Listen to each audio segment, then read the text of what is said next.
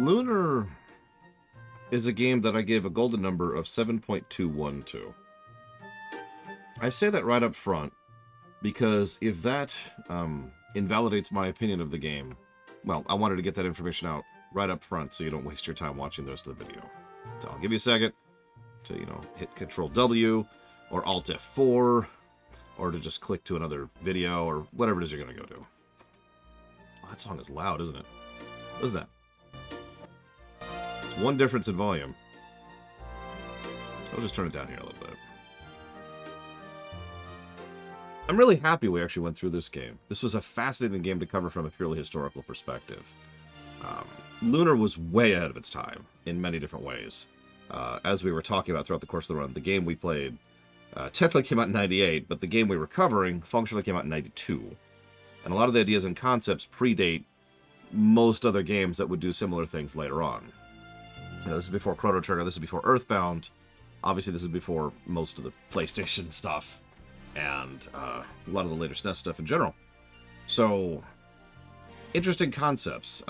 The way that they handled the auto battle system, the way that they did the overworld encounter rate, which was kind of neat. The way that they did their puzzle and level design, the way they established their bosses and the movable terrain where your positioning actually matters, and the combat area. All sorts of little details like that. So if absolutely nothing else, I'm glad Lunar exists because it led to a whole bunch of new concepts and ideas, and I'm just repeating myself at this point. Because the problem here is, I'm not super familiar with Lunar. I walked into this one blind. I've never touched the Lunar series before. So I have to assume that a lot of this was brand new. But I don't know if all of it was, because we played the PS1 version. I already hinted this before. PS1 version came out in 98. Well, after all the other games I just mentioned. Hell, the PS1 version came out after Lunar 2 did. So I don't know. I don't know how much of this is quality of life features they added into the remake, and how much of this is stuff that was in the original. I will say that there's several aspects of the story that really worked for me. Call me one of those weirdos who likes the localization. Not because the references, that's whatever, I could take or leave that. But a lot of clear effort was put into making this a well-localized game, especially in an era in which that wasn't very common. At this point in era, historically, I can only name one other RPG that actually got properly localized out of Japan, and that's Earthbound. The next one that would actually get properly localized, to my knowledge, would be Final Fantasy XII on the PS2. So, big props there for actually bothering to have proper localization, even if they did add some flavor as they go. Several of the characters popped and worked for me. I was shocked that Ramus was actually one of the characters I liked the most. It's weird.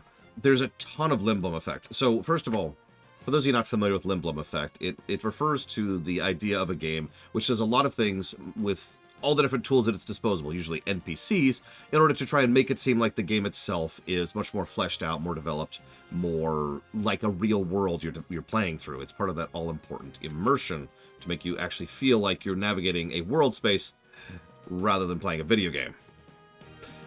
If you're paying attention, I actually have a lot of things that I categorize for this. We've got brickwork, we've got audio design and sound design, we've got music direction.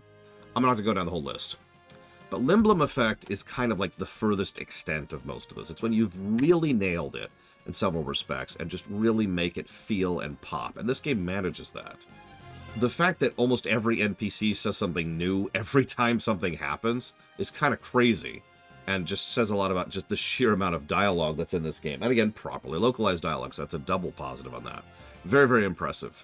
And that's in addition to the fact that most of the cities have interconnecting little, I don't want to say like story arcs, but there's just lore that connects most of the towns to each other and kind of connects the world together. It makes the world feel more like a cohesive piece. There's some holes here or there I'm not going to overpraise, but it's still damned good. There's also a couple of really good moments and interesting sequences. I also really like the playable outro. That's awesome. Some good doodads, some good humor. Overall, some very, very good stuff. I had very few story negatives for this game. Didn't like Nash, didn't like Kyle, and there's a couple issues at the outro, which, if we're being honest, that's normal. Almost every game trips at the outro. But if you're paying attention, I'm just talking about the narrative, because one of the things I find fascinating about a game like Lunar is that while I could spoil the game, it's kind of hard to. Because nothing in the game is really designed to be a big twist or a big shocking moment. Now, you notice I'm still kind of dancing over spoilers because I'm not a dick. But my point is, it's not trying for that particular type of storytelling that a huge number of games were, even before this game came out, like in Final Fantasy IV, where the story is trying to surprise you, where it's trying to catch you with something, right? That's very, very normal. And this game instead is just trying to tell a solid story, which I applaud of. It did a good job of it. But that's why we went ahead and talked about the story next, because I have almost nothing but praise for the story. You know where I'm going with this. But before we do it, I have a genre comparison sheet, which I maintain right here. And it allows me to look at every game that's roughly within a genre. Most of these are umbrella genres like RPGs, even though RPG is like 15 different genres, but you get the point. So like we have Diablo 3, Mass Effect 3, Outer Worlds, Final Fantasy Mystic Quest, Terranigma, Cyberpunk, Dragon Age, Suikoden, and all these are in RPG. So make of that what you will, but I bring it up because I'm looking at the list right now, and I've sorted it by gameplay. Now, there's a couple of outliers towards the top, but if you look at the number of games that have a gameplay score, the number of RPGs that have a gameplay score greater than 0, it's not that many. It is less than half of the games on this list. And that's normal. Most RPGs don't, frankly, try on the gameplay axis. I myself have revealed the revelation that it wasn't until I was a teenager that I actually encountered an RPG which I could enjoy playing, and it was such a sea change to me. I was like, oh my god, I can actually enjoy playing the game of an RPG, because up until then I had just played RPGs for the story and nothing else. And I know I've gotten a lot of feedback about this, especially last year as we were going through the Dragon Quest, or the Dragon Ages, excuse me. We've been playing too many Dragon games lately. As we're going through the Dragon Age games, a lot of people were like, yeah, no, I play RPGs for the story. I'm not really interested in the gameplay. And I feel like that general consciousness has bled over to the developers, and most just are like, yeah, okay, here's your gameplay. And then they focus their time on it from the story. No judgment, which is sort of my overall point. See, Lunar got -16 on the gameplay axis. That's not good, but that's still not even bottom 10 when it comes to the RPGs we've covered. And that's kind of the point I'm trying to make. Well, I certainly had very severe issues with this game's gameplay, and I stand by that firmly. It's kind of normal, you know? Oh, by the way, just as a further addendum on top of this, the number of RPGs that have greater than 10 pluses to gameplay is an even smaller list. If you're curious, just for funsies, Crosscode, Nier Automata, Lufia 2, Oblivion, Dragon Age Origins, Baldur's Gate 3, Pokemon Black and White, Mass Effect 2, Pokemon Shield, Mass Effect 3, Divinity Original Sin 2, and of course, Diablo 3. And I know people are going to disagree with some of those even being in the RPG list, which is why I mentioned the umbrella thing earlier. But you get my point. The point I'm trying to make is that that is not a particularly prolific list, because that's what they go for. But enough circling the drain. I'm not YouTube after all. Let's go ahead and talk about the specific problems I had. There are a couple of little problems. The audio spam got really irritating. I actually have a friend of mine who kind of put this game down because he was sick of hearing la la la la la just all the time, every time she cast, which is every turn. And almost every boss has a voice clip which plays every single turn. So that's fun. The encounter rate's fine. It had some issues, but not really a big issue. Some of the levels, like the water dragon and the volcano, not a big fan of those. And the final boss fight had several issues, including a literal audio glitch. So that was fine. Every round it played. But what really made me dislike this game could be best described as the trash. As I've said so many times, what really, really makes a game, good or bad, actually, is the sum of its parts. This is something I've talked about a lot over the last, like a year at this point. Maybe more than a year. It's been a bit, at least since we covered Resident Evil 4. Because I could point to a game and say, that has good level design, and that's cool, but unless it has good controls, or good navigation, or good guidance and flow, or good enemy design, or good exploration, or good boss design, or good kit, then the level design is just one, like, positivity amongst a sea of negativity, right? You need all the connecting pieces to be good for it to work. But this also applies in a negative. So, first of all, we've got the fact that I was playing the PS1 version. And for those of you who already know what I'm about to say, this version was tweaked It was tweaked in ways that some people disagree on. I found multiple sources disagreeing on the specifics, but either way, the bottom line is, I think it was tweaked to be worse from a gameplay axis. I think it made the game slower, more sloggy, and more boring overall. A lot of specific combats boil down to what's usually referred to as rocket tag. And if you know how rocket tag is, it's very simple. Either I kill you, or you kill me. Rocket tag.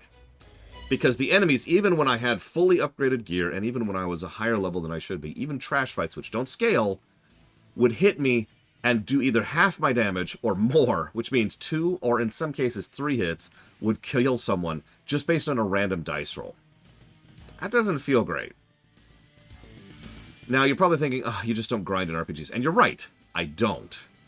But I bit the bullet on this one, and I spent an hour, a solid hour in the garden, if you know that, where you get the bug. And I just spent a solid hour running in a circle, grinding those mobs, because they gave a crap ton of experience, in order to try and get myself caught up on experience and money. Didn't help. Now, yes, I do know the bosses scale with your level, which also sucks, including the fact that they have a minimum level, which also sucks. I've never been a big fan of scaling in general, and this is just another example. I mean, I don't feel like going down that rabbit hole. The point is, the whole thing just felt really, really frustrating, having to slog through every trash encounter, and me just getting my teeth beaten in constantly. Now that I've played through the game, I feel like there's one thing I could have done which would have made my play experience better. Well, 2. The second is grind my face off, which I'm not doing. But the first is not buy equipment at every town. If I had been a little bit more specific about which equipment I'd bought, maybe just a weapon for Kyle and maybe a weapon for Alex and nothing else, there's a decent chance that I would have had a lot more extra money. Why is that important? Because then I could use that extra money at the shop buying items. And thus, I would have access to just constantly spam all my best attacks every single round with impunity. And in the doing, I would then, go back to my inventory and just start firing ethers off into my face. What? Apparently there's an intro playing. Let's skip over that because I don't want to be copy-wronged on this. What in the world? Yeah, let's go to a town song. That sounds like a good idea. So, if I had done that, there's actually a decent chance I would have had an overall easier time of it, because every single dungeon boiled down to the same thing. I would use my resources to defeat the trash. I would run out of resources in about 5 to 6 trash fights. And then I would slog through the rest of the dungeon by the skin of my teeth. I managed it. I never cheated. But, oh my god, the whole experience was arduous. Not only did it make the whole experience longer, but it made it more boring. By, god, honestly, at this point, 3 days ago, I was ready to put the game down. And that's why I tend to come down on the gameplay so hard in games like these. In the interest of honesty and fairness, you can skip all this. All you have to do is cheat. There's nothing wrong with that. There's no judgment, right? Just cheat through the game and smash it in the face and enjoy the story. And I've heard that feedback a lot, actually. That you should cheat through an RPG because the gameplay isn't the point, which ties into my earlier comment. I'm curious if anybody has any specific comments. I'm going to put this at the end because nobody's going to listen to this all the way through. I'm curious if anybody of you out there have any thoughts about that. About whether or not it's just acceptable to just cheat in order to enjoy a game because gameplay isn't its focus. Just interesting thought process. I do recommend you try this game, though, as weird as that may sound. It is an interesting bit of history. It is a fascinating little sliver of JRPG development, and you can really see the bones of a lot of other games in this one. Final thing right at the end. For those of you actually paying attention at the end. I've been labeling these post-stream wrap-ups because they are. And nobody's really... I shouldn't say nobody. Very, very few people have been clicking them. Very few people have been watching these. However, every time I deliberately mislabel one of these rumination, a lot of people click them. Should I just start calling these rooms? It's a lie, but should I just start calling these rooms? Real question. I want some real feedback on this one.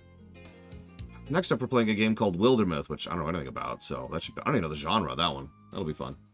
But for right now, I'm in a lot of pain, so I'm going to take a pain pill and lay down for a bit. I'll see you guys.